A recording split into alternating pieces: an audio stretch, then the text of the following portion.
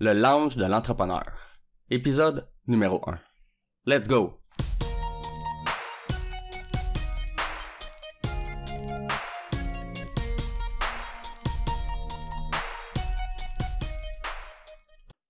Bienvenue à tous à ce tout premier épisode du lounge de l'entrepreneur. Je m'appelle Jonathan Demers et je suis l'animateur de ce podcast dans lequel j'aurai le plaisir, mais surtout la chance, de m'entretenir avec des entrepreneurs d'expérience afin de discuter de leur parcours d'entrepreneur dans le but de vous motiver à faire comme eux et vous lancer en affaires.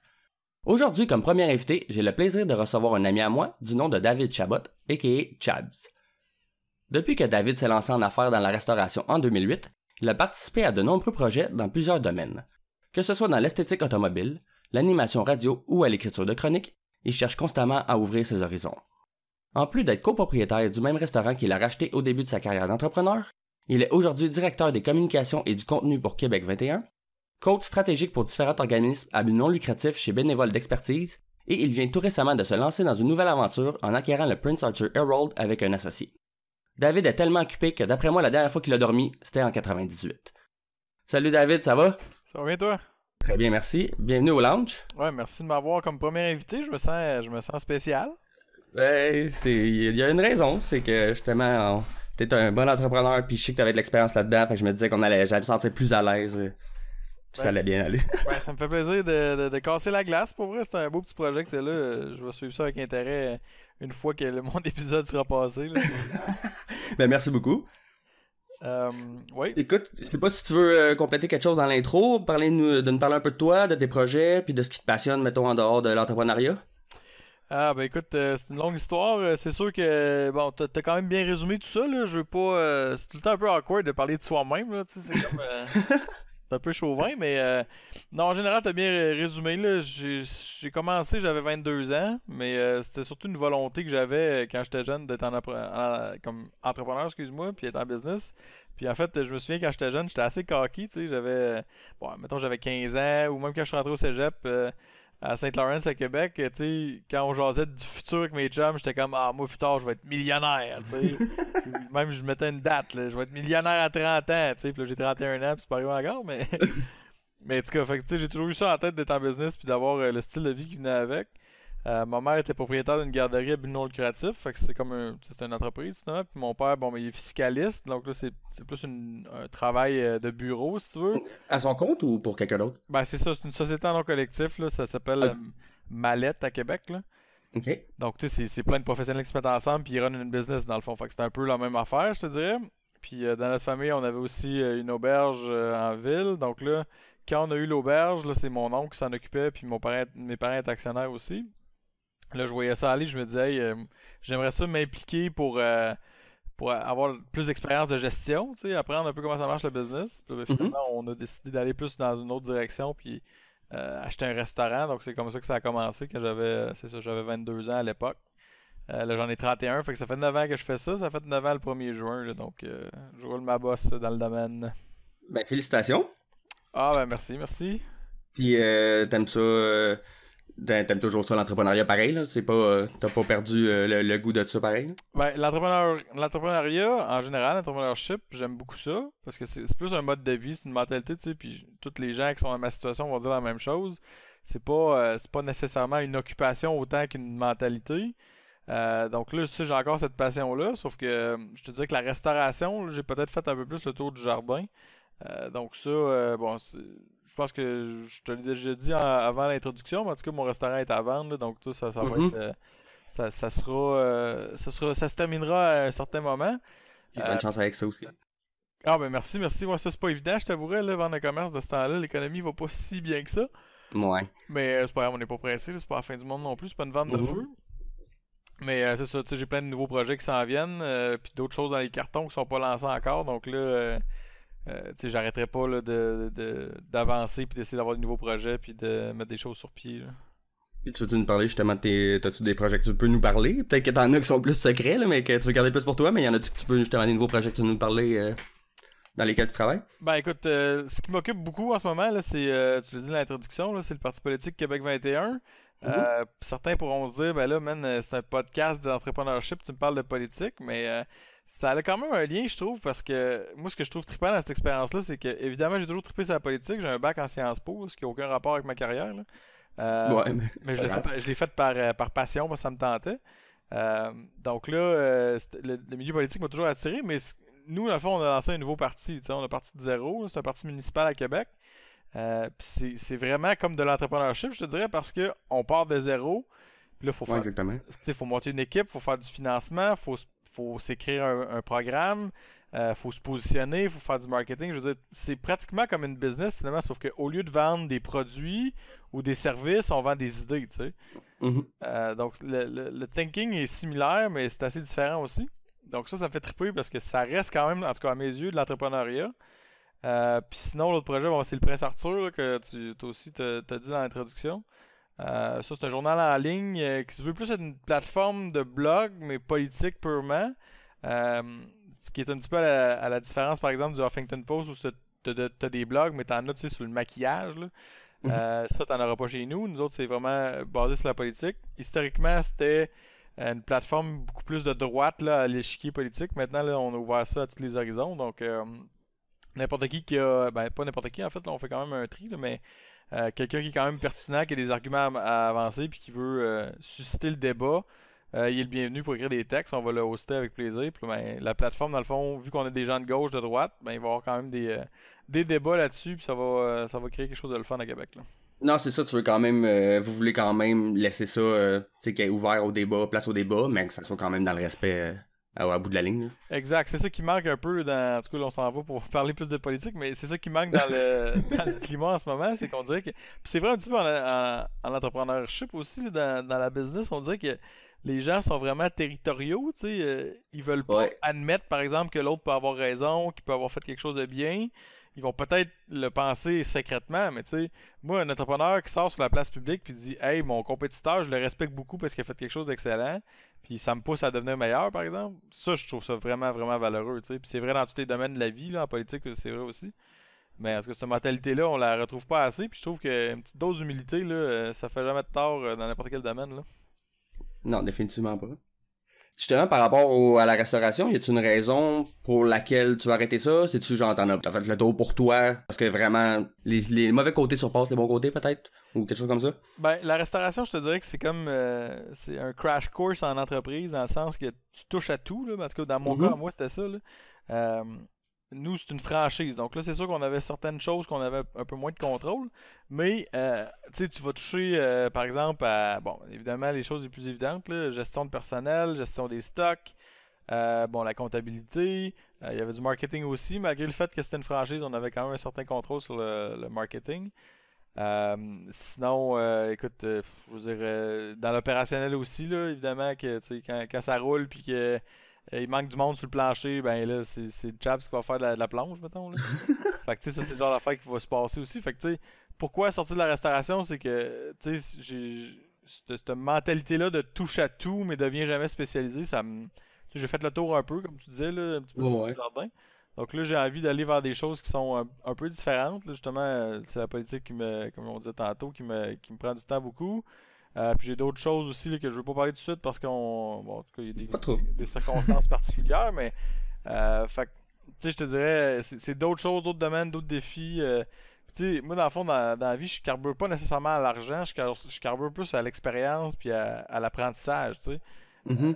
Quand je suis dans une situation où là, j'ai fait le tour du jardin puis que c'est de la routine puis c'est du grind, ça m'intéresse moins. Je veux me dépasser, dans le fond, devenir meilleur, devenir plus performant, whatever. Donc, quand la situation me le permet plus, ben, tu sais, j'ai envie de faire autre chose.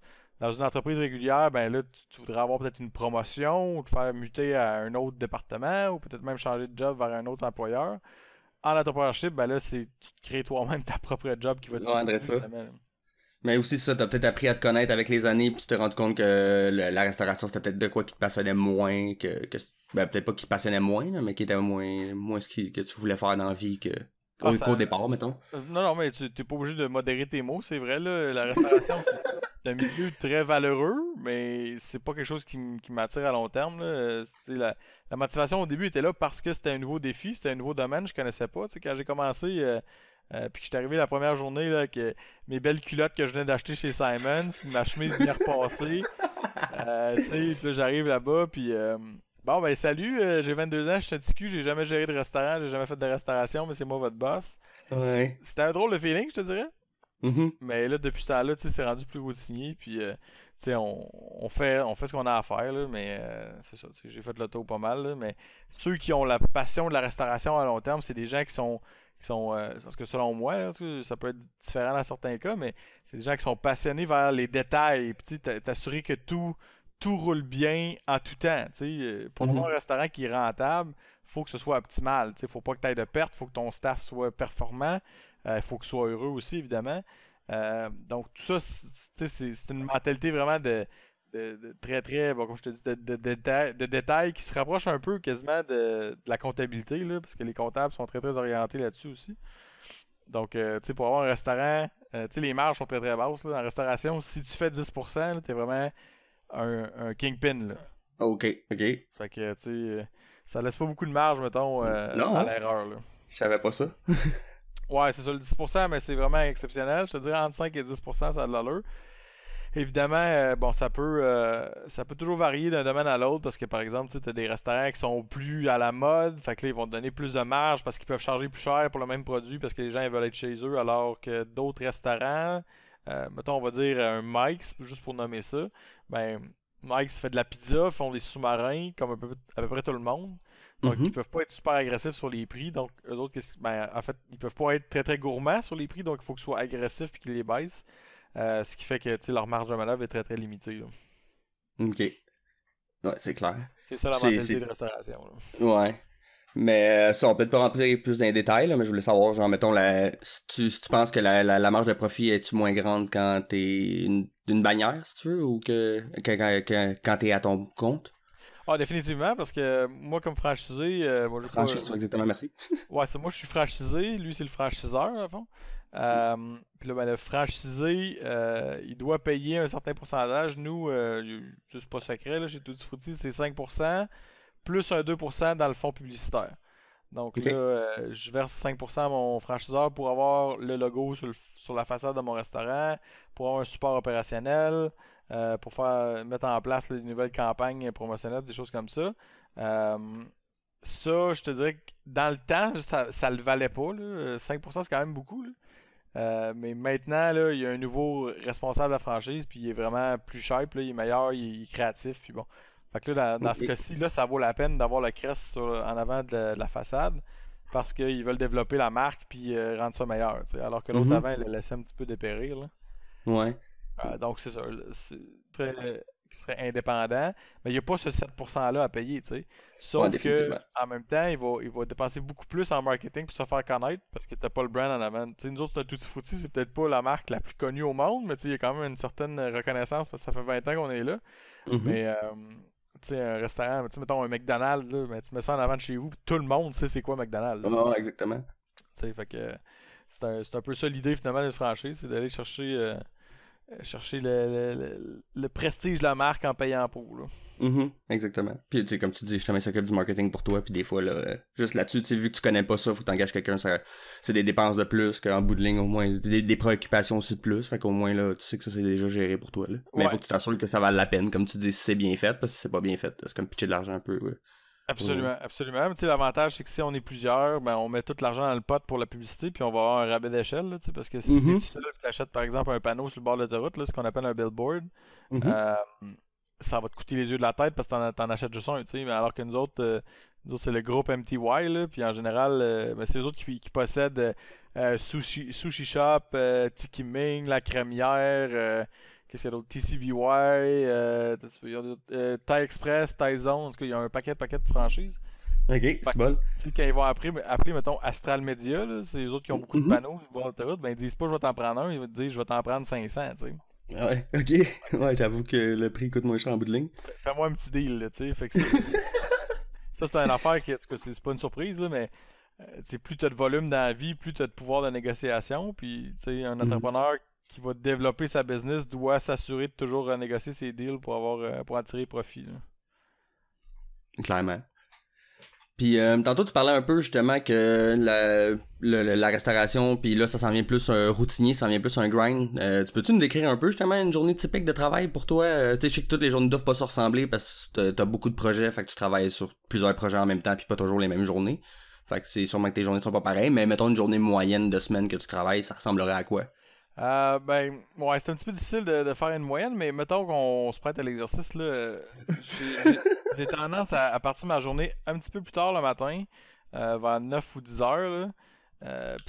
Là, tu sais, je veux dire, je suis réveillé à partir de 7 heures le matin, sauf que, tu sais, je vais faire le tour des nouvelles, je vais m'assurer que je suis au courant de tout ce qui se passe, parce que ça a une importance par rapport aux partis politiques, mais parce que c'est mon intérêt aussi dans la vie. Donc là, quand je décolle à 10h, bon, ben, je vais probablement passer au restaurant parce que c'est un restaurant de déjeuner. Donc là, c'est là que ça se passe. M'assurer que tout est correct. Il y a des journées où il faut que je fasse des payes, des dépôts, des choses comme ça. Puis si j'ai pas besoin de faire de cuisine cette journée-là parce que tout le monde est là, puis le staff est présent, bon, ben, je vais peut-être redécoller vers 1 heure et demie, quelque chose comme ça. Puis là, je vais avoir un meeting, par exemple, en après-midi, où je vais passer chez moi, écrire un texte, écrire un document. Cet après-midi, on est allé enregistrer une vidéo. Bon, ben, c'est ça que j'ai fait en après-midi. Puis en soirée, ben, ça, c'est du temps un peu plus privilégié parce que là, tu sais, vraiment, la vie arrête de tourner. Donc là, c'est là que tu peux réfléchir un peu plus. Puis là, ben, c'est particulièrement là que je vais réfléchir puis que je vais avancer des choses qui se passent sur mon ordinateur. Là, tu sais, mettons, justement, écrire des textes ou de la doctrine, là, si on peut dire ça comme ça. Là. Fait que, tu sais, c'est en soirée, là, puis tu sais, je veux dire, je dépunche pas à 4 heures ou, tu sais, je veux dire, je considère que je travaille 100% du temps, sauf que des fois, je me donne des pauses pour jouer à NHL, par exemple. Là. Mais, tu sais, je veux dire, à tout temps, j'ai quelque chose à faire, puis je m'occupe, puis, tu sais, je me souviens pas c'est la dernière journée où je me suis levé le matin et j'ai dit, hey, j'ai rien à faire, là. Je me souviens pas c'est quand. Ok. Puis ça te dérange-tu ça te manque-tu des fois ou tu penses que c'est une bonne chose pareil parce que ça te garde occupé ou. Ben, moi, personnellement, mon caractère est bâti comme ça. C'est que moins j'en ai à faire, moins je deviens bon. Là.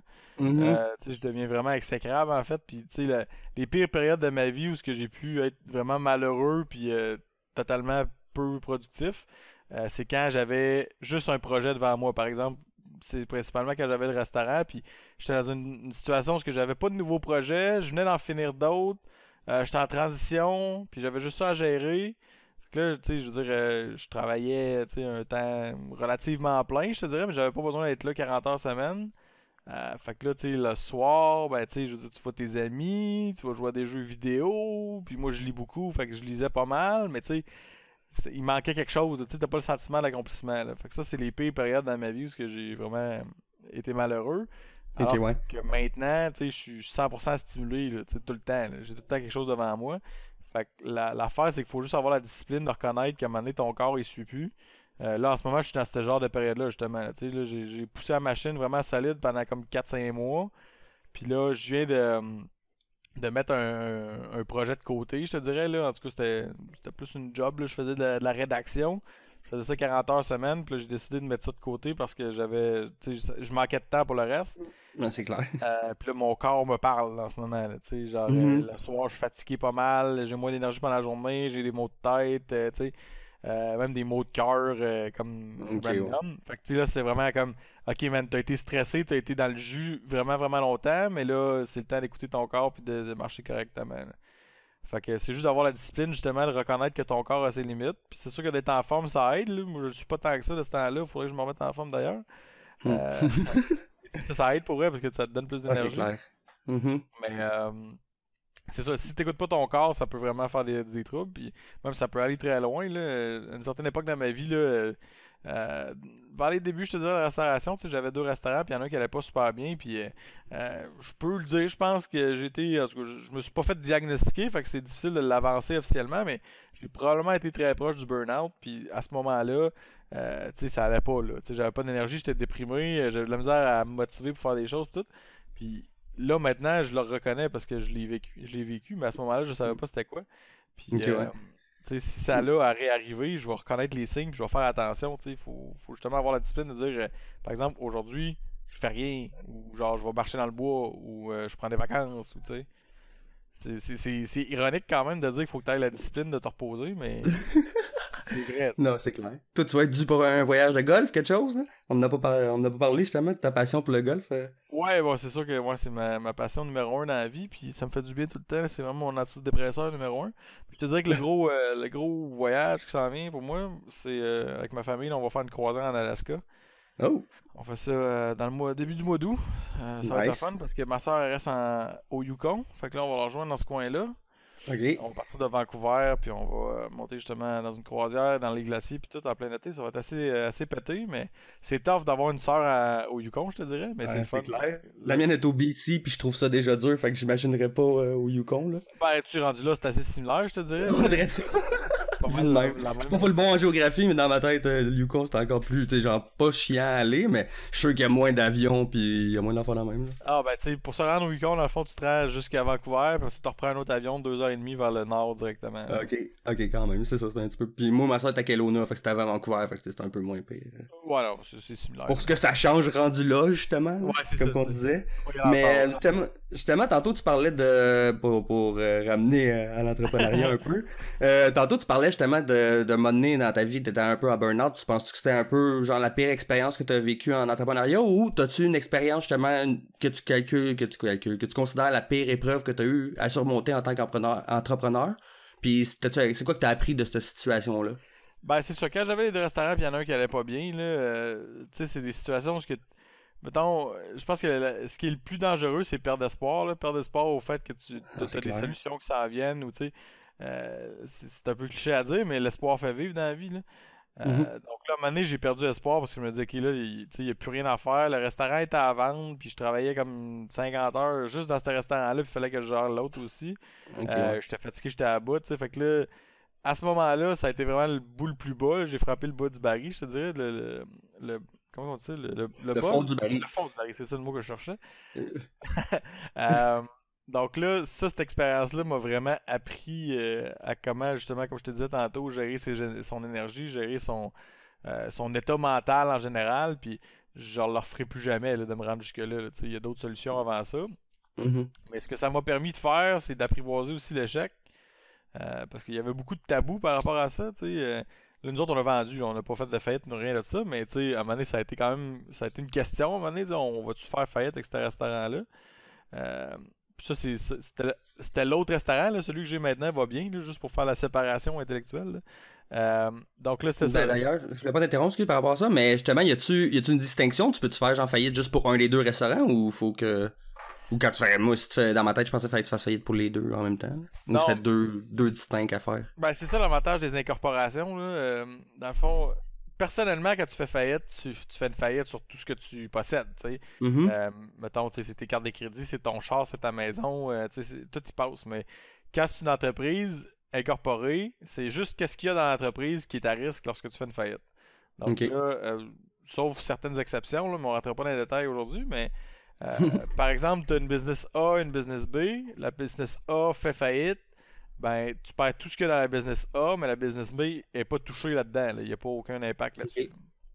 D'accord. À moins que une compagnie prête à l'autre, puis là, c'est des créances insolvables, et des choses comme ça. Mais ça, c'est plus technique, comme je te dis. Mais techniquement, une incorporation, c'est ça l'avantage, c'est que ça met vraiment une distance entre toi personnellement puis ta compagnie. Là. Ok, parfait. Merci beaucoup de la distinction. Pas de trouble. Puis là, fuck, je t'ai un peu interrompu dans ton fil que tu disais par rapport à ça. Ouais, mais tu disais que vous avez pas fait faillite, là, que vous aviez vendu. Ouais, c'est ça. Bon, fait que, tu sais, ça, le tabou du mot faillite, là, ça, en entreprise, en entrepreneurship, quand tu dis le mot faillite, là, on dirait que les gens ils partent à la course, là, puis c'est le mot qui fait peur, puis oh my god. Ouais, exactement. Mais ça peut arriver, tu sais. Puis là, je te parle pas d'une faillite payante, là, ça a déjà été possible dans le passé. Maintenant, ça l'est un peu moins, c'est plus difficile. Mais ouais, le point étant que faut que tu sois capable de l'apprivoiser, cette idée-là, parce que si ça t'arrive, faut que tu l'aies planifié, tu sais. La pire chose qui peut arriver, c'est que ce soit quelqu'un d'autre qui la fasse pour toi. Fait que là, c'est ça. Ça fait partie de l'apprentissage que j'ai eu par rapport à ça aussi. C'est de savoir quand est-ce qu'il faut que tu tires la plug. Depuis ce temps-là, j'ai eu des projets juste qui allaient bien. Donc là, j'ai pas eu à vivre cette situation-là. Mais je vais toujours avoir le thinking dans ma tête de dire, s'il y a quelque chose qui va pas bien à un moment donné, je sais pas, tu perds de l'argent, tu as fait des moves, ça n'a pas vraiment marché, Mais au lieu de continuer à mettre de l'énergie, puis du temps, puis de l'argent frais dedans, ben des fois c'est juste bon d'arrêter, puis de dire ok, ben on a fait ce qu'on avait à faire, puis ça n'a pas fonctionné, puis on s'essuie, puis on recommence, tu sais. Puis ça, je vais juste dire, tu sais, par exemple, Donald Trump, là, il s'est fait accuser d'avoir fait des faillites, puis là, tout le monde était comme, oh my god, tu sais, c'est un loser, puis tout, mais je veux dire, je défendrai jamais Donald Trump, là, c'est un être assez spécial, là, mais le fait de faire une faillite dans l'entreprise, surtout avec la quantité de business qu'il y a eu dans sa vie, moi, ça me rejoignait pas vraiment comme argument, je te dirais, là, Non, c'est ça. Mais au Québec, on a justement cette fausse vision-là comparé un peu aux States. Tu sais, justement, tout le monde au Québec pense que si t'as fait faillite, t'es un loser. Puis je mentirais pas que moi aussi, un peu quand j'étais jeune, tu sais, j'avais un peu cette vision-là parce que c'est ça qu'on pensait, qu'on s'était fait dire. Sauf qu'aux États-Unis, justement, il y en a même, qui c'était un peu exagéré, là, mais il y en a même qui disent, tu sais, si t'as déjà fait une faillite, au moins, tu sais, t'as de l'expérience, puis je sais que tu t'es déjà planté une fois, puis tu vas avoir appris comparé à d'autres, que, tu sais, genre le gars qui fait semblant que tous ses projets ont toujours réussi, ben lui, à un moment donné, il va se planter, là, en quelque part, fait que, en tout cas, c'est ce que le monde dit, là, fait que, on y a deux visions, on a comme deux visions différentes, un peu, justement, de la faillite puis de l'échec au Québec et aux États-Unis. Ouais, t'as bien raison. En fait, on a une drôle de relation avec l'entrepreneurship là, au Québec. Mm-hmm. Puis là, ça fait quelques années, peut-être une dizaine d'années qu'on a réalisé ce problème-là. Puis là, il y a eu beaucoup d'initiatives, dont ton Ouais, c'est vrai. podcast, pour, ben, tu sais, justement, pour, pour sensibiliser les gens à l'idée d'être en business à son compte, tu sais. Puis, ce qui est quand même ironique, c'est que, par exemple, un plombier qui travaille à son compte, à lui, il a sa shop de plomberie, c'est un honnête travailleur, puis il vit bien, mettons, puis il va se clairer, je sais pas, un 100 000 par année, mais c'est un plombier, tu sais. Là, les gens vont respecter ça, ils se disent, ah, là, lui, c'est un gars qui travaille fort, tu sais. Mais, à côté de lui, tu vas avoir un propriétaire de manufacture de boîtes de carton, pour dire de quoi, tu sais. Puis, il va travailler lui aussi pour développer ses marchés, puis tout. Il engage des gens, tu sais, puis il fait rouler sa business, il fait rouler l'économie. Il va se clairer un 100 000 lui avec. Puis là, lui, c'est un riche, tu sais, c'est un gars, il a sa business, là, puis la perception, c'est comme, oh my god, il prend ça relax, lui, dans la vie, tu sais. Mm-hmm. Ça, cette mentalité-là, il faut vraiment casser ça. Puis ça, c'est un vieux fond de genre de communisme, là. Puis en tout cas, je me lancerai pas dans une grosse critique du Québec non plus.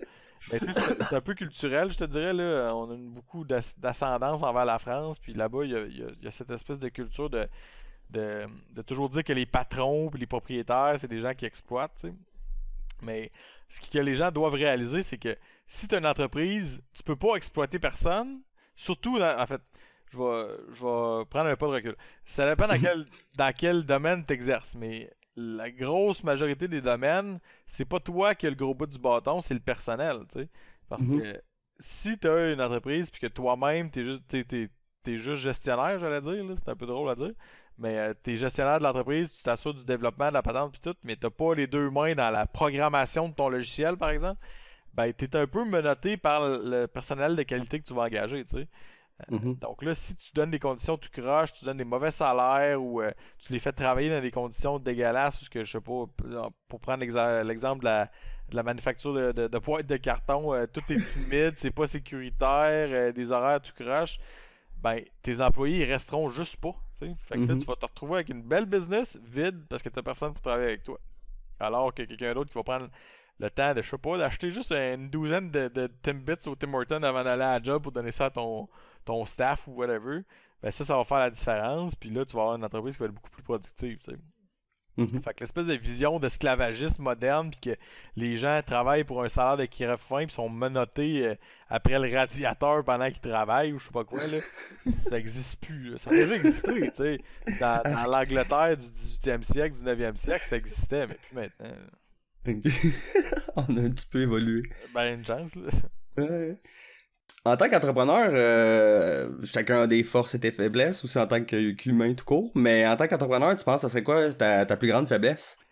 Ouais, la plus grande faiblesse, c'est une bonne question, ça. C'est difficile à répondre parce que, tu sais, en tout cas, moi, personnellement, je me connais d'un bout à l'autre, là, mais comme entrepreneur directement, je pense que mon problème, c'est que je vais focuser beaucoup plus sur l'image globale, tu sais, mettons le big picture, là, pour dire ça en anglais.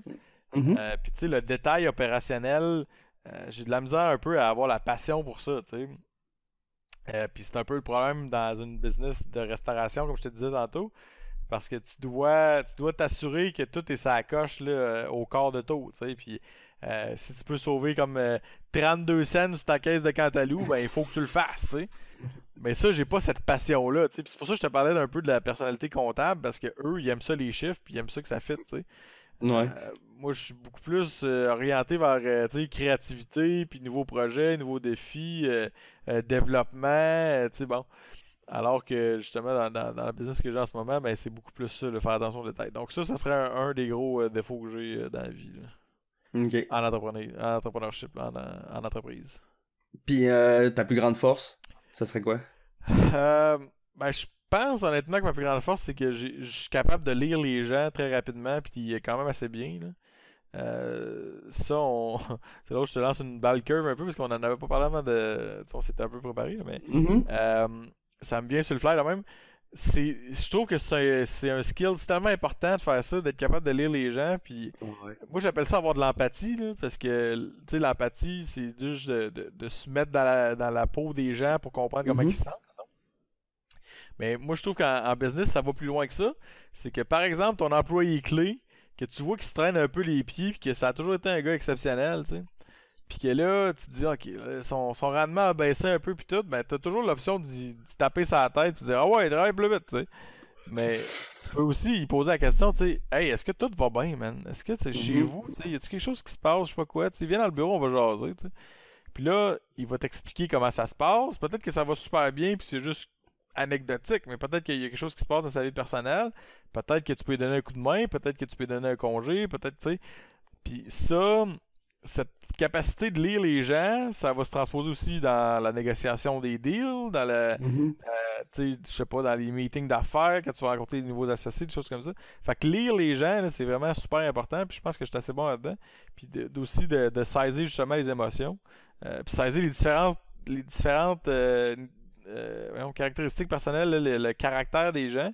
Parce que à une personne, il va falloir que tu lui donnes un coup de fouette parce que c'est lui, il fonctionne à ça. Alors que l'autre personne, il faut que tu donnes, tu sais, tu lui flattes le dos puis tu dis, hey, lâche pas, ça va bien. Fait que, tu sais, chacune des personnes dans ton équipe, que tu sois Bill Gates ou que tu sois le petit Chaps avec son petit restaurant à Sainte-Foy, ben ça a une importance parce que c'est des gens, c'est des humains, puis c'est pas des robots, là. Non, exactement. C'est le côté humain, c'est quand même très important, puis c'est bon de l'avoir, là. Justement, ça fait de toi un meilleur boss, puis un meilleur environnement pour tes employés, puis ça fait que ta business roule mieux en général. Ben c'est ça, tu sais, ça peut avoir l'air un petit peu weak de l'extérieur, un peu faible finalement, parce que je me suis déjà fait dire ça, tu sais, hey, t'es trop soft avec le staff, ou tu sais, tu donnes des passés. Mais tu sais, tout est calculé dans le fond pour s'assurer que tout va bien se passer, puis que ça roule, tu sais, puis il faut que tu choisisses tes combats aussi, là. Mais il faut que tu saches quand même mettre ton pied à terre puis dire quand savoir slacker quelqu'un là, ou parce qu'il fait plus l'affaire là, pour pas te mettre justement trop, tu sais comme ils disent en anglais hire slow, fire fast. Tu prends ton temps pour engager la meilleure personne que tu peux, mais si tu vois que la personne ça niaise trop puis qu'il fait pas l'affaire, faut pas que tu le gardes trop longtemps en espérant qu'il va changer là. Non, t'as bien raison. La nature humaine fait que tu peux modifier peut-être un 5 à 10% du caractère de quelqu'un, mais le fondamental ne changera pas, là. C'est quand même triste à dire, tu sais, parce que dans le fond, on vit tous dans une espèce de monde de papillons où que, tu sais, tout est beau, tout est le fun, puis que si tu mets de l'effort, tout peut changer, mais tu sais, quelqu'un qui est lâche, fondamentalement, il va rester lâche toute sa vie, tu sais. Ouais. En fait, moi, personnellement, je considère que je suis un esti de lâche. Oh, excuse, j'ai sacré.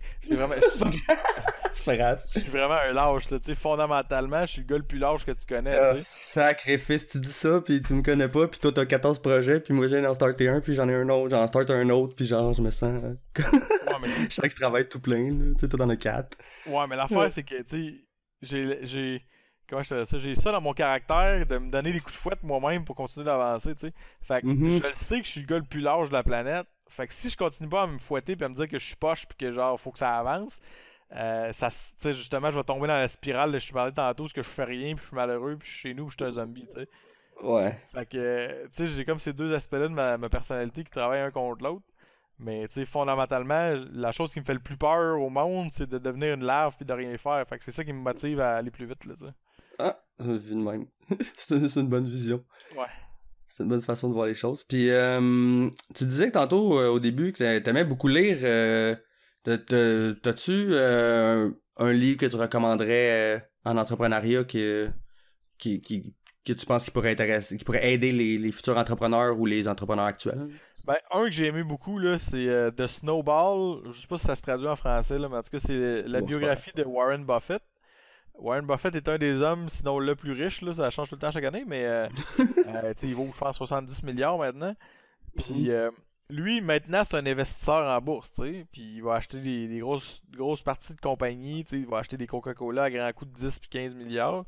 Mais il a commencé un petit cul là, dans une famille de classe moyenne, là, tu sais. Puis il a commencé avec une run de journaux pour aller livrer les journaux chez les gens, tu sais. Puis à, je pense, 12 ou 14 ans, il a fait un rapport d'impôt lui-même. Puis il a déduit le coût de son vélo comme un outil de travail, tu sais. Wow. Donc là, tu vois que le gars, c'est quelque chose de spécial parce qu'à 12 ans, d'habitude, tu joues au billes, tu sais. Puis là, après ça, il a continué, puis il a acheté des machines à boules qu'il a mis dans des barbershops, là, des salons de coiffeurs. Ouais. Puis là, son plus gros coup au début de sa carrière, c'est qu'il a acheté la compagnie Berkshire Hathaway, qui se trouve être le nom de sa compagnie maintenant, en fait. Là. Fait qu'il a toujours gardé le nom après ça. Puis c'était une compagnie de textile. Puis lui, ce qu'il a fait, c'est qu'il a acheté la compagnie parce que la valeur en bourse était plus basse que la valeur des actifs. T'sais. Fait que, mettons, tu prenais toutes les bobines de fil, toutes les machines, n'importe quoi, là. T'additionnais ça faisait, je dis des chiffres dans les airs, mettons, ça valait 100 millions. Puis la business, toutes les actions en bourse, ça valait 80 millions. Ben, il y avait comme un 20 millions de différence. Fait que là, ben, il a acheté ça, puis il a flippé, puis il a fait du cash avec ça. Wow. Là, ça lui a vraiment enseigné un paquet d'affaires parce que là, il est devenu l'ennemi numéro 1 de cette ville-là. Parce qu'évidemment, les gens voyaient leur usine de textile fermée, les jobs se perdent. Puis là, ben, c'était juste à cause de ce gars-là qui voulait faire de l'argent. T'sais. Fait que là, il a comme compris c'était quoi un peu être éthique en affaires. Puis lorsqu'il a continué à évoluer, puis il a créé des fonds d'investissement. Puis là, les gens prêtaient de l'argent à lui. Puis lui, sa règle numéro 1, c'était si tu me prêtes de l'argent, t'as pas un mot à dire sur le résultat. T'sais. Je fais ce que je veux avec. Puis il y a eu des rendements là, phénoménals. Là. Il y a des années à 20, 25, 30% d'augmentation. Ça, c'est quasiment impossible à atteindre. T'sais, tu peux le faire une année, là, mais faire ça comme 35 ans en ligne, c'est assez hot. Là. Je sais pas.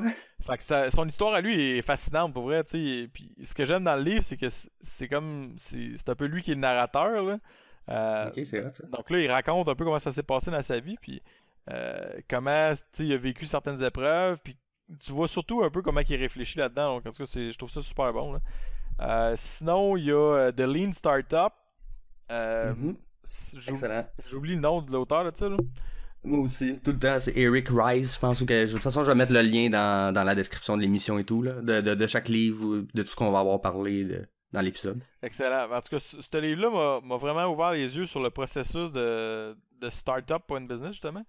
Tu sais, comment partir. On a tendance, en tout cas, moi, j'avais tendance à être paralysé par le fait qu'il fallait que soit que la business elle soit parfaite, ça soit immense, puis que tout de suite, tu sois genre un gros joueur sur le marché, ou que tu fais rien. T'sais, il y avait comme pas dans les deux.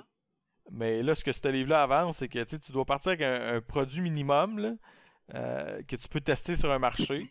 Puis là, tu vas le mettre là. Fais quelque chose avec ça. Là, lance ça. Et après ça, prends le feedback de tes clients. Puis des fois, tu vas avoir tendance à te dire, OK, tu tombes en amour avec ton produit. Je vais créer un jeu vidéo sur les pouliches qui gambadent dans un champ. Puis c'est la chose la plus haute au monde. Les graphiques sont malades. Mais les gens, c'est pas ça qu'ils veulent. T'sais. Ce qu'ils veulent, c'est se tirer dessus avec des guns. Fait que là, ben, tu vas mettre tes pouliches sur le marché. Puis là, si t'es paralysé par l'espèce de grand enjeu il faut que ce soit parfait, ben là, tu vas attendre d'avoir tous les fonds nécessaires, la grosse équipe, la patente, tu mets ça sur le marché, boum, l'échec total, tu viens de perdre des sommes d'argent astronomiques.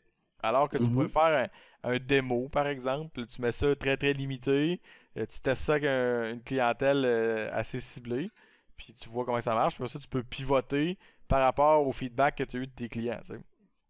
Fait que là, je résume très très grossièrement le livre, là, parce qu'il y a un paquet d'autres affaires. Là. Non, mais c'est un très bon résumé. Là, je dirais c'est justement de pas perdre trop de temps avec une idée de lancer un projet parfait au départ. Parce que sinon, de toute façon, si t'as un projet, dès que tu le lances, il est parfait, puis t'as rien à dire, c'est que t'as trop attendu pour le lancer anyway. C'est ça, puis tu vas gagner beaucoup avec l'expérience que tu peux avoir de faire des erreurs. C'est important de faire des erreurs, puis d'être capable de le reconnaître. Là. Fait que, en tout cas, ça, c'est le livre Lean Startup. Puis le troisième que j'aimerais te parler, c'est Extreme Ownership. J'oublie le nom des auteurs, parce que tu vas pouvoir le linker aussi. Puis ça, c'est un peu différent. Moi, personnellement, j'ai une fascination dans la vie pour les soldats des forces spéciales. Là, ça sonne vraiment... petit cul là, qui joue à des jeux vidéo puis à des G.I. Joe puis il est fasciné par l'armée, mais le pourquoi, c'est que cette partie-là de l'armée, mettons, qui me fascine, les forces spéciales, parce que c'est des gens qui sont extrêmement motivés, sont sélectionnés, là, triés sur le volet, là, tu sais, puis là, on parle de... Moi, je te parle, mettons, pour donner des noms, là, les Navy Seals, les Delta Force, les GTF2 au Canada, bon, tu sais, toutes ces affaires-là, là.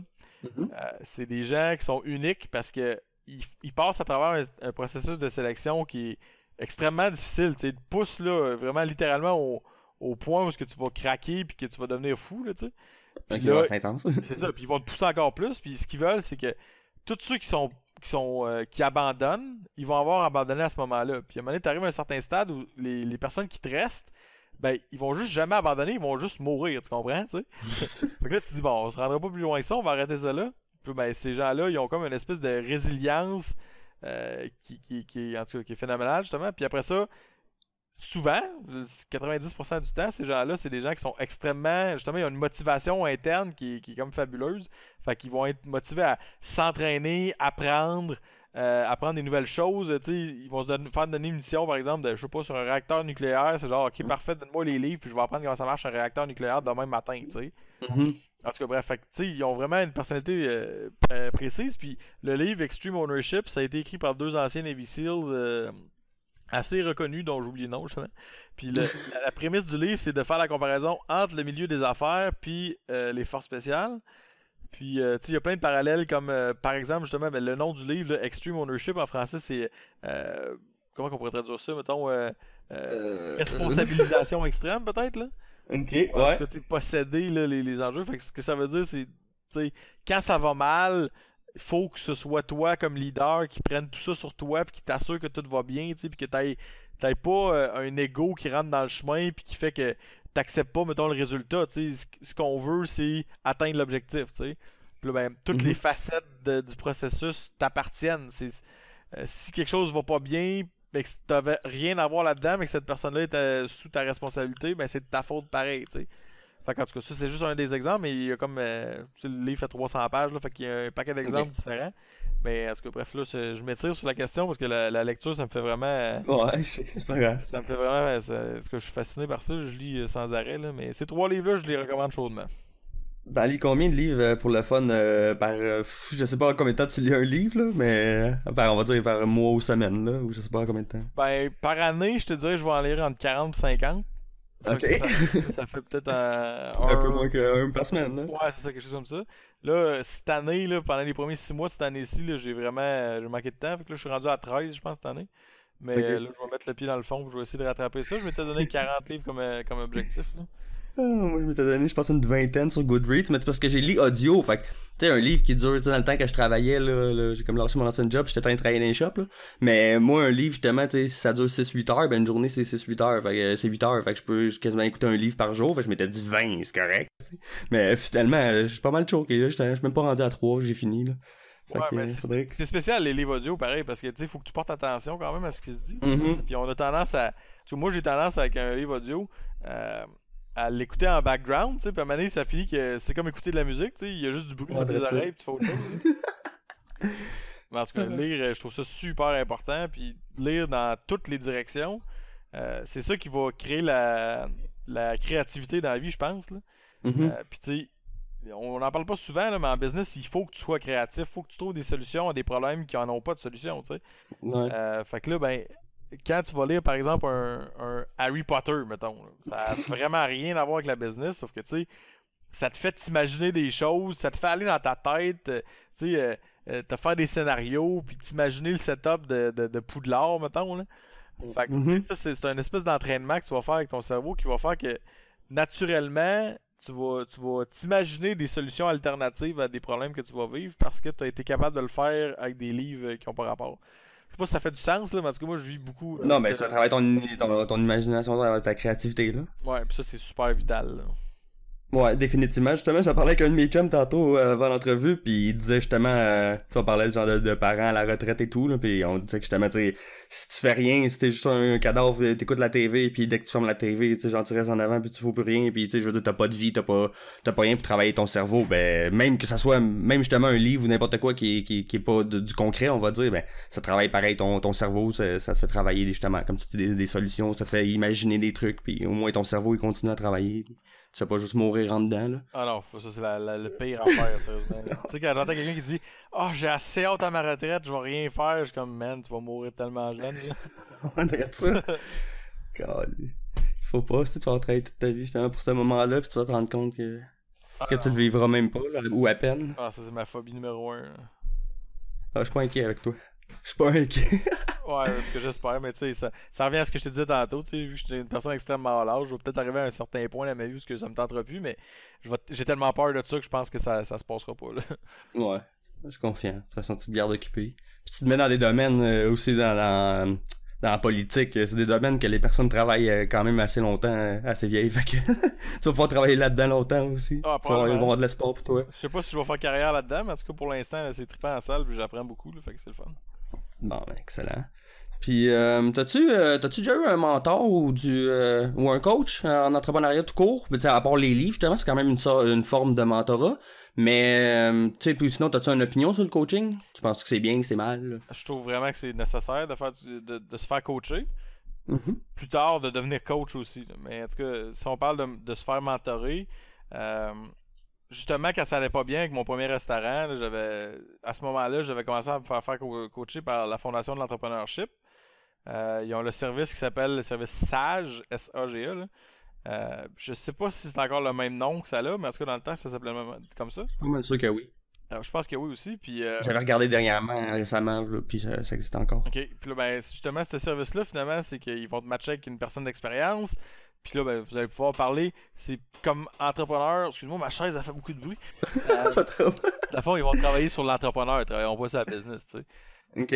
Puis là, ben, c'est cool. Ouais, ben, c'est vraiment important. Puis quand j'ai commencé, j'étais assez cocky. Là, quand j'étais jeune, là, j'avais vraiment un gros orgueil. Là. J'étais comme, ouais, je vais l'apprendre par moi-même, puis je suis capable, tu sais. Sauf qu'à un moment donné, tu te rends compte que c'est pas juste une question d'apprendre, c'est une question aussi d'être capable de dealer avec les émotions, avec les situations que tu n'as jamais vécues, puis essayer de trouver des solutions qui sont parfois imparfaites. Puis ça, en tout cas. Fait que là, c'est pour ça que j'étais allé vers du coaching. Puis c'est quelqu'un qui m'avait dit, c'est important que tu te fasses coacher. Puis au début, j'étais réticent. Puis finalement, j'avais accepté. Puis là, ben, j'avais eu un premier matching avec monsieur, j'oublie son nom. Puis il ressemblait beaucoup à mon père parce que c'était un ancien comptable, tu sais, puis mon père puis moi à ce moment-là, on n'avait pas une relation excellente parce que tu sais, on était dans deux domaines tellement différents qu'on se comprenait plus là. OK. Puis là, ben, le monsieur en question, ben, il avait un peu cette mentalité de comptable là, de, tu sais, de un peu limité dans le sens des risques. Puis tu sais, lui, c'est ce qu'il avait fait dans sa vie aussi, tu sais, fait que c'est ce qu'il connaissait. Mais moi, je vivais des choses que lui avait jamais vécues. Fait que tu sais, il était un peu, il avait pas tous les outils, mettons, pour pouvoir m'aider. Puis là, j'avais demandé de me faire matcher avec quelqu'un d'autre qui avait un caractère peut-être un peu plus fort, qui était capable de me rentrer dedans et me dire mais quelle vérité. OK. Parce que C'est bon, ça. moi, personnellement, je marche de même. Puis là, il m'avait matché avec une madame qui s'appelait Marie, j'oublie son nom de famille. Elle avait travaillé dans le domaine bancaire, puis elle avait beaucoup d'expérience justement à coacher des projets. Parce que là, les banques, ça a changé un petit peu maintenant, mais je te dirais, jusque dans les années début 2000, là, ton banquier, il était vraiment important dans ton processus de mise en marché, tu sais. Évidemment, Ok. il allait financer, mais il allait t'aider à monter ton projet, t'aider à faire ton plan d'affaires. OK. Fait que, tu sais, ça leur donnait beaucoup d'expérience. Maintenant, ils le font encore un peu, mais c'est beaucoup des machines à approuver ou désapprouver du financement, là. En tout cas, bref, tout ça pour dire que cette madame-là, tu sais, j'ai pu parler justement, encore une fois, de faillite, puis de quand ça va pas bien, puis de qu'est-ce qu'on fait quand je te trouve dans une situation où tu n'as pas de solution, tu sais. Puis elle m'a aidé beaucoup à dealer avec ces émotions-là. Puis ça l'a cassé des tabous que j'avais. Puis ça m'a vraiment permis d'avancer beaucoup parce que sans ça, j'aurais eu peur. Tu sais, mettons, je me cachais certaines situations parce que je voulais pas dealer avec. Puis à un moment donné, ça te rattrape et ça te fait ça en plein dans le dash, mettons. Là. Mhm. Parce que, fait que ça m'a aidé beaucoup. Puis après ça, quand je te dis c'était important de coacher aussi, c'est que maintenant, ben, j'ai donné beaucoup de coups de main à des chums qui se lançaient en affaires à différents niveaux. Là, des choses aussi basiques que de montrer c'est quoi faire une remise de taxes au gouvernement, jusqu'à faire de la grande stratégie de mise en marché puis de trouver des nouvelles façons d'atteindre tes clients. Fait que, puis ça, ce que je trouve trippant, c'est que c'est pas moi qui est impliqué directement dans la business, sauf que je réfléchis avec cette personne-là pour trouver des solutions. Fait que ça m'amène un angle différent, des problèmes différents, des solutions différentes. Puis ça te permet, mettons, de vivre de l'expérience par procuration, tu sais. Ouais, exactement. Puis là, ben, tu vas justement en bénéficier à long terme, puis ça te force à revoir aussi tes bases, les choses que tu sais ou tu penses savoir, là, tu sais. Fait que les deux sont importants, puis j'encourage les gens à le faire. La première étape, par exemple, c'est toi-même, tu dois réfléchir à ton projet. T'sais, si tu vas voir quelqu'un et tu dis Hey, j'aimerais ça me faire coacher, mais je sais pas qu'est-ce que je veux faire dans la vie, tu vas te faire tourner de bord assez vite. Ouais. Mais une fois que tu arrives avec quelque chose qui est réfléchi, peut-être que ça va être tout crash, mais au moins tu vas avoir fait l'effort de te mettre ça sur. De mettre ça sur pied, puis quelqu'un d'autre va pouvoir après ça te diriger, puis t'amener vers la bonne solution. Là. Non, c'est clair. Puis toi, en plus, justement, tu dois aimer ça, justement. En plus, tu parles d'aider tes amis, mais tu fais du bénévolat, justement, chez Bénévolat d'expertise. Ouais, exact. Et justement, tu veux nous parler un peu de ça? Qu'est-ce que tu fais là-bas? Je trouve ça vraiment trippant, ça, bénévole d'expertise, parce que, en fait, le concept, finalement, c'est que des gens qui ont une certaine expertise dans la vie, pour moi, dans mon cas, c'est de la stratégie. Puis faire des stratégies de communication, mais surtout de développement d'affaires. Mais il y a des gens qui sont en gestion des ressources humaines, il y a des gens qui sont en marketing, du côté légal, des comptables. Puis bon, les organismes, les OBNL, les organismes à but non lucratif de la ville, ils vont placer une demande de soutien auprès de bénévoles d'expertise pour un enjeu très très précis. Puis là, ils vont envoyer un expert pour régler le problème chez eux. Donc là, par exemple, tu as un conseil d'administration, puis tu dois refaire tout le code d'éthique. Mais là, ils vont t'envoyer, par exemple, un comptable, pas un comptable, excuse, un avocat pour gérer ça avec eux autres. Puis c'est un dossier qui commence à une place, qui finit à une place, tout est clair, tu donnes ton coup de main, puis tu t'en vas. Puis ça, tu vas vers un autre organisme. T'sais. Puis je trouve ça super trippant parce que j'avais déjà été sur des conseils d'administration d'organismes à but non lucratif. Puis, ce qui arrive, c'est que tu es un peu limité parce que tu aides juste un organisme avec ses clients. T'sais. Alors que bénévolat expertise, ben là, ça multiplie l'impact que ça a parce que tu vas butiner d'une place à l'autre, tu vas régler les problèmes ponctuels. Puis c'est valorisant parce que tu as un début, tu as une fin, puis tu as une solution à trouver. T'sais. En tout cas, moi, je trouve ça vraiment trippant, puis j'encourage les gens à faire du bénévolat dans la vie. Là. Peut-être pas nécessairement juste comme ça, là, mais juste s'impliquer, prendre un siège dans un conseil d'administration par exemple, ou prendre des responsabilités pour organiser un événement ou quelque chose comme ça, parce que c'est une expérience gratuite, puis c'est rare qu'il y ait beaucoup de risques, puis tu peux apprendre sur le tas avec ça. Mm-hmm. Je veux juste dire, toute expérience est bonne. Souvent, tu as des gens qui sont comme ouais, dans la vie, ça prend de l'expérience pour avoir de l'expérience, ouais, mais justement, le domaine caritatif, ben, ça donne une belle chance de faire du bénévolat, de donner l'expérience de business ou de gestion gratuitement. T'sais. Ouais, t'as ça, puis à moindre risque, un peu comme tu dis, mais c'est sûr que tu veux en même temps que ça réussisse, là, à moins que tu t'en sacs complètement de l'autre personne, mais ça serait un peu chiant. Là. Ouais, mais c'est pas recommandé ça. mais c'est le fun justement, à force d'en avoir fait justement dans le bénévolat puis aider tes amis, tu dois tellement avoir touché à des domaines, c'est fou. Là. Ah, dans toutes les directions, je te dis, là en ce moment je suis en train de coacher un organisme qui est en éducation sur la santé et sexualité, tu sais. Ok. Fait que là, tu sais, évidemment, on parle pas de leur programme, là. Je connais pas, tu sais, je veux dire, je connais la vie, là, mais je connais pas spécifiquement ce que les sexologues peuvent enseigner, tu sais. Mm-hmm. Sauf que c'est ça, c'est le fun parce que tu vas toucher à des enjeux que tu connais pas. Tu sais, là, avec l'organisme que je te parle, ben eux, c'est parce que là, il y avait besoin de lever plus de fonds. Puis on s'est rendu compte qu'il y avait beaucoup, beaucoup de visiteurs sur leur site web. Puis, ben, il y a peut-être une opportunité justement de monétiser leur site web pour aller chercher des revenus un peu plus passifs, tu sais. Ouais, définitivement. Fait qu'on travaille là-dessus, tu sais. Fait qu'en tout cas, c'est des affaires qui sont super tripantes puis que j'aurais pas l'occasion de faire si c'était juste ma vie quotidienne, là. Mm-hmm.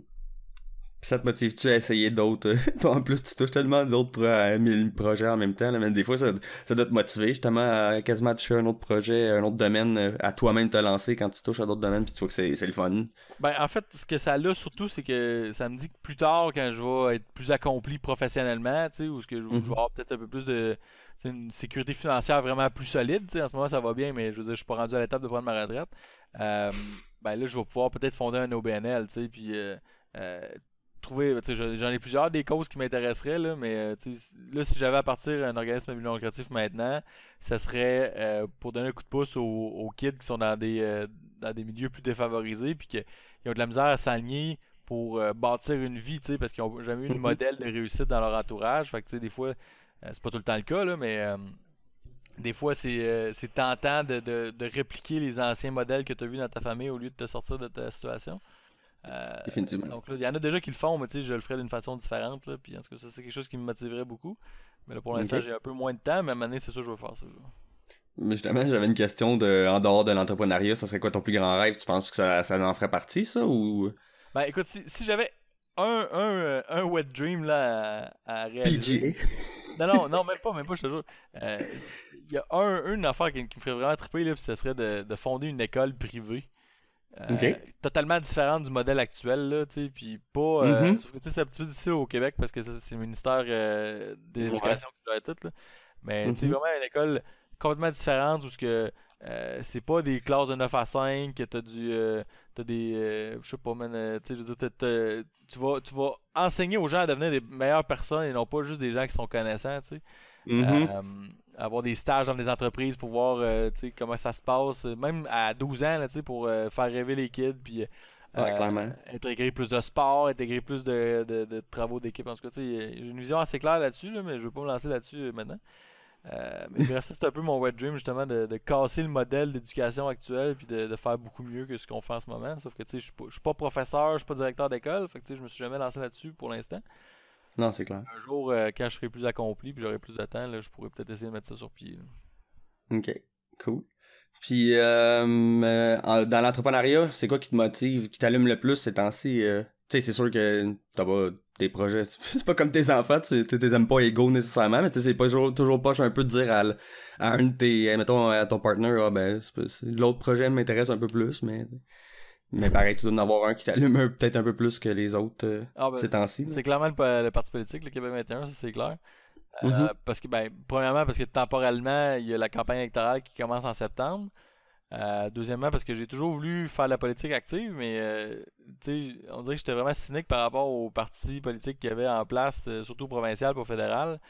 Mais je me rends compte que le monde municipal, c'est différent. Là, c'est vraiment de l'action directe dans le quotidien des gens. Là, comme aujourd'hui, on a fait une vidéo parce que la piste cyclable sur la rue d'Alousie, elle a été déplacée 2-3 fois, puis c'est rendu super dangereux pour les cyclistes de passer par là. Fait que ça a un impact dans la vie des gens au quotidien. Fait que, en tout cas, ça me fait triper pour ça.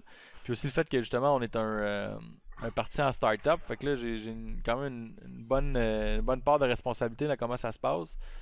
C'est cool. Puis là, ça me challenge à être meilleur. Puis à tous les jours, essayer de faire mieux que la veille. Là, puis honnêtement, c'est stimulant. Il faut vraiment que je sois meilleur à tous les jours. Puis j'ai pas le choix. Là. Fait que c'est vraiment trippant pour moi. J'aime vraiment ça. Là. Ah, nice. Mais comme tu dis aussi, dans le côté entrepreneurial, là, justement, vu que vous êtes en start-up, là, c'est bon. Là. Oh ouais, c'est clair. T'as pas le choix. Faut que tu sois vite sur tes patins. Là. Ah, c'est cool ça. Puis, sinon, écoute, en terminant, je sais pas si t'aurais un conseil à donner. Ça serait quoi comme le meilleur ou 2-3 conseils, là, on n'est pas regardant, là. Mais ça serait quoi un conseil que t'aurais à donner à quelqu'un qui veut se lancer en entrepreneuriat? Écoute, je dis toujours la même affaire, puis je te l'avais dit à toi aussi, là. L'important, là, c'est faire quelque chose, tu sais. Tu vas commencer, tu sauras pas ce que tu fais, tu vas avoir le syndrome de l'imposteur, tu vas faire des erreurs, tu sais, mais au moins tu vas faire quelque chose, tu sais. Puis c'est comme, je compare ça à écrire un texte, tu sais. Si tu as le syndrome de la page blanche, puis que tu prends jamais le temps de commencer à écrire une ligne, puis deux, puis trois, t'auras pas quelque chose à corriger, tu sais. Tu vas tout le temps être au même niveau où ce que tu dis, hey, il faudrait que je commence, mais je sais pas par où commencer, mais il faudrait que je commence. T'sais. Alors que quand tu vas commencer à faire quelque chose, après ça, ben tu vas avoir déjà une expérience sur laquelle bâtir, puis faire mieux, puis faire différemment. T'sais. Fait que ça veut pas dire, tu sais, quand on dit faire quelque chose, ça veut pas dire de lancer une grande entreprise incroyable, louer des locaux, puis s'engager pour des bails, puis des affaires même. Tu sais, ça peut être aussi niaiseux que, tu sais, ça c'est super cliché, mais vendre de la limonade, là, tu sais. Bon, tu sais, on associe ça plus aux jeunes, c'est clair, mais tu sais, tu trouves un produit que les gens recherchent dans leur vie, tu sais. Puis tu vas t'essayer là-dessus, puis ben, tu vas essayer de les vendre. On va prendre l'exemple justement de Max Chartrand, que tu as interviewé, je pense. Ben, ça va être le numéro 2. Ouais, que tu vas avoir, ok. Lui, pour vrai, je respecte beaucoup ce gars-là parce que c'est un gars très intelligent. Puis il avait fait le chocolat. Comment il avait appelé ça déjà? Iota. Iota, c'est ça, ouais. Puis il avait fait du chocolat avec du sirop d'érable dedans. En tout cas, c'était malade, tu sais. Puis il a essayé. Puis, en tout cas, à ma connaissance, je pense pas qu'il. Là, je pense qu'il est mis de côté, ce projet-là. Ah, il a vendu l'équipement et tout. Ok, il a vendu, bon. Puis vois-tu, tu sais, il a essayé quelque chose. Son produit était excellent. Il a essayé de rentrer dans les épiceries, ça a été très difficile, puis tout. Puis là, ben, il s'est réorienté vers quelque chose, mais cette expérience-là, ça n'a pas de valeur tellement que c'est enrichissant, tu sais. Non, c'est clair. C'est pas un projet qui a coûté cher, là. Partir de ça, il a fallu qu'il se renseigne comment faire du chocolat, tu sais. Puis s'acheter 3-4 patentes, puis je pense qu'il y avait un local, je suis pas certain. Puis il est parti de même, tu sais. Non, c'est chez eux, je pense. Fait que tu sais, t'étais pas obligé d'avoir une usine de 40 000 pieds carrés avec un, tu sais. Tu commences modeste, puis tu sais, l'alimentaire, en fait, c'est ce qui est le plus facile pour commencer, parce que les gens aiment ça manger, là. Fait que bref, fais quelque chose, tu sais. Mais comme on parlait tantôt de Lean Startup, là, c'est au moins fait quoi, là. Attends pas justement que ça soit tout parfait, puis d'avoir le produit parfait, dans le fond, là. Non, ça, parce que tu vas attendre toute ta vie, tu sais, puis... Ouais, ça. Il y a aussi de mettre son ego et son orgueil de côté, là, parce que ce que les gens vont penser de toi, là, ça a vraiment pas d'importance, tu sais. Mais on vit dans un... En tout cas, je veux pas faire une critique sociale, mais on vit dans un monde où ça marche à coup de clic, à coup de like, à coup de photos sur Facebook, puis de head banners où tu as l'air d'être tout le temps en voyage, puis la patente, mais... La réalité, c'est que, tu sais, on est tous pareils, là. On est chez nous le soir, habillés en mou, puis on écoute des remakes de Virginie, tu sais.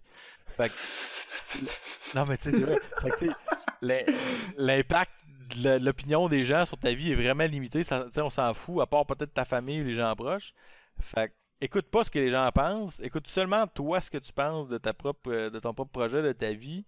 S'il y a des choses que tu n'aimes pas, ben, il y a juste à toi que tu dois rendre des comptes. Fait que, arrange-toi pour être plus heureux envers ce que tu fais, ce que t'es. Puis, tu sais, continue à progresser. Arrête jamais.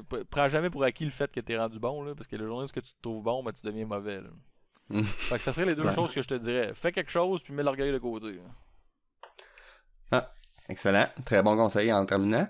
Je sais pas s'il y a de quoi que tu veux dire en terminant avant de nous plugger toutes tes affaires que tu fais présentement ou qui s'en viennent, ben, sauf ton projet secret, là.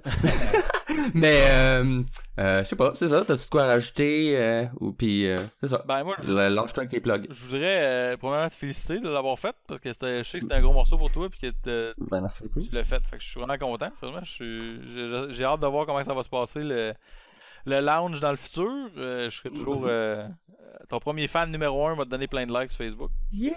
Merci beaucoup. Puis pour ce qui est des plugs, ben écoute, je vais commencer par plugger mon restaurant, Tout Fouti à Sainte-Foy. On a une page Facebook, mais elle va être fusionnée avec celle du franchiseur. Donc là, ça sert à rien de liker la page. Nous autres, on est à Sainte-Foy, à la place 4 Bourgeois. On fait des déjeuners et des dîners, puis c'est vraiment excellent. Donc sinon, Québec 21, c'est le projet de parti municipal à Québec. On fait, on a une plateforme que je vais vous inviter à découvrir. Je ne ferai pas mes plugs maintenant. Puis, regardez-nous pendant la campagne électorale, ça va brasser. On fait une opposition à la bombe, ce qu'il n'y a jamais eu dans les 10 dernières années. Sinon, le Prince Arthur Hérald, c'est le petit journal en ligne que j'ai avec Laurent Pou, un de mes meilleurs chums dans la vie. Vous pouvez nous trouver sur Facebook, Prince Arthur Hérald avec un H avant. On a des blogueurs de différents horizons. C'est pas tous des gens qui ont la même vision de la vie, donc c'est super intéressant. Il y en a qui font plus scandale, il y en a d'autres qui font des choses plus intellectuelles. On invite les gens, s'ils veulent nous écrire, vous êtes le bienvenu. Si vous avez quelque chose de pertinent à dire dans la vie, on va vous publier, ça c'est clair, net et précis. Et je terminerai avec s'il y a des gens qui ont une expertise dans la vie professionnelle particulière, appliquée à Bénévole Expertise. On a toujours besoin de nouveaux bénévoles pour donner un petit coup de main aux OBNL. Puis sérieusement, c'est super stimulant. Puis c'est vous qui modulez votre implication par rapport à ce que vous pouvez donner. Donc si vous avez juste le temps pour un mandat dans l'année, ben, vous allez avoir un mandat à faire. Puis si vous avez le temps d'en faire un par mois, ben, vous en allez avoir 12 dans l'année. Puis c'est vraiment super le fun, c'est une belle gang. Puis je vous encourage à le faire. Ah, c'est cool ça. Je savais même pas justement que tu sais comment ça marchait un peu les heures. On était censé finir, mais je savais même pas comment ça marchait justement. Puis c'est le fun de savoir que tu y vas à ton rythme. Puis ah oui, les autres, si tu leur donnes un coup de main, là, ils vont prendre ce que tu donnes. Là. Ils sont pas piqués là, à dire ouais, mais là, il faudrait que tu en fasses plus. Si tu prends un mandat, c'est déjà un mandat qui t'accomplit que quelqu'un d'autre t'aurait pas eu à faire. Mais écoute, moi je vais finir en disant que je te remercie beaucoup pour ton temps. T'es un homme très occupé. Puis t'as pris ton temps pour faire ça, pour m'aider à lancer mon podcast, puis je te remercierai jamais assez. Tu m'as beaucoup aidé justement à motiver à lancer mon podcast, puis en me disant que c'était pas grand chose. Puis aussi, je t'écoutais à la radio, t'étais bien bon, puis je sais que t'avais pas d'expérience avant ça, puis je me suis dit, ben, dans le fond, faut juste essayer, puis ça va. Si t'as un peu la facilité de la parole, ben ça devrait bien aller pareil. Ouais, l'important c'est Puis, que tu te réécoutes à chaque fois puis tu t'améliores. Tu vas supporter des enfants qui te exactement. tapent ses nerfs, là, mais j'ai entendu beaucoup de gens dans le domaine dire moi je m'écoute jamais. Puis quand quelqu'un dit ça, je dis voyons, tu te fais là, man. Tu sais, des gens là, des pros de la radio que ça fait 15 ans qui font ça là. Ah moi je m'écoute jamais. Ok, ben tu sais, peut-être que dans 3 ans t'auras plus de micro parce que tu t'écoutes pas et t'es rendu plate. Tu sais. Mhm. Fait qu'en tout cas, je t'encourage à t'écouter puis à t'améliorer. Mais t'es Ben déjà good, bon. je te remercie. Ben merci beaucoup. Puis je voudrais dire aussi en terminant que tu m'as aussi motivé avec le bénévolat. C'est quelque chose que je voulais faire depuis longtemps. Puis je t'écoutais d'en parler aussi à la radio. Puis en général, on en parlait en nous deux. Puis ben justement, tu m'as motivé aussi à lancer, entre autres, mon channel YouTube qui va s'en venir éventuellement là, Ah ouais. dans les prochains jours. J'ai hâte de voir ça. Bon. Mais écoute, je te remercie énormément. Puis de ton temps et du belle entrevue. C'était vraiment le fun. T'as donné du bon stock, du bon contenu.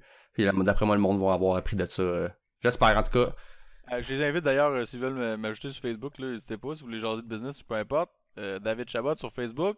En ce moment, ma photo, je parle dans un micro, là, mais ça peut peut-être changer, mais en tout cas, vous allez le trouver assez facilement. D'accord. Puis merci beaucoup. Puis en terminant, comme David a dit, essayez de quoi, lancez-vous, plantez-vous, mais c'est pas grave, mais au moins faites de quoi. Merci beaucoup. Puis à la prochaine. Merci David. Ok, merci. Salut là. Bye. En terminant, je voudrais dire un gros merci à un de mes amis, Matt Meyers, pour avoir fait la tourne d'introduction. C'est un de mes amis qui se lance dans le beatmaking. Et puis, on a fait c'est un vieux beat qu'il y avait. Puis j'ai décidé de prendre ça en attendant. Là, ils ont en train de travailler sur une nouvelle tourne d'introduction pour le podcast. Donc, je voudrais dire un gros merci. Donc, si vous êtes intéressé, vous pouvez aller voir les Wave Beaters sur Facebook. Merci beaucoup.